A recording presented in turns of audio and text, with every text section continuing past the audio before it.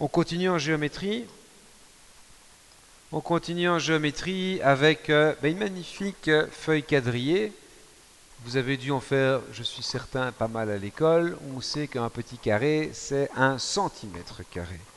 Et on vous demande de calculer l'aire de chaque figure. Alors si on prend la figure numéro 1, eh bien ici on sait qu'on a un petit carré, deux petits carrés, trois petits carrés, 4, 5, 6, 7 et 8. Et qu'est-ce qu'il nous reste? Il nous reste ces petits morceaux qui sont là. Comment est-ce qu'on va mettre ces petits morceaux qui sont là? En fait, ces deux petits morceaux ici, si on les additionne, ça nous fait un morceau entier. Ces deux petits morceaux qui sont ici en jaune, si on les additionne, ça va nous faire également un petit carré. Et donc, ça veut dire que si on compte bien, ça fait 1, 2, 3, 4, 5, 6, 7, 8. Les deux rouges 9 et les deux jaunes, ça fait 10 carrés, donc 10 cm². Par rapport à la figure numéro 2, écoutez, même topo, comme on dit chez nous, vous avez un carré, un carré, un carré, ici, ici, ici, ici, ici, ici. Vous m'excuserez de ne pas tracer de beaux petits carrés, puisque je ne vais quand même pas vous embêter à faire ça pendant des heures. Donc combien est-ce qu'on en a? Eh bien, vous en avez 1, 2, 3, 4, 5, 6, 7, 8, 9, 10, 11, 12, 13, 14, 15, 16. 16.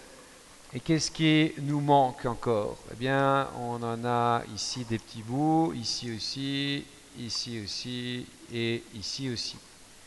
Qu'est-ce que l'on sait ici? On sait que celui-ci, c'est un demi, celui-ci, c'est un demi.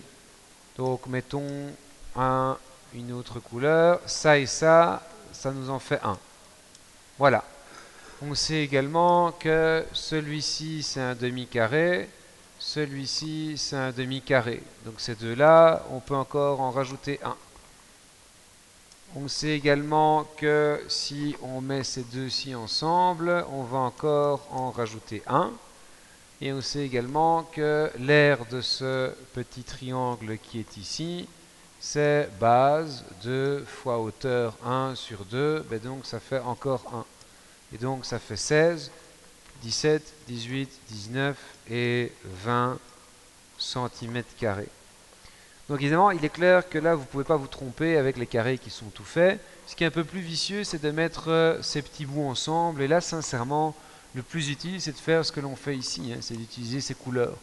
Quand vous avez cette forme qui est ici, en noir, qui peut être perturbante, vous savez, la surface d'un triangle, c'est base fois hauteur sur 2. Vous savez que la base, c'est 2. Vous savez que la hauteur, c'est 1.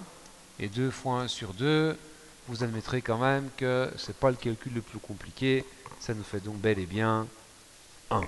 1 ici, comme on sait qu'un carré c'est 1 cm², vous pouvez continuer avec cela et vous avez votre réponse finale qui est donc de 20 cm².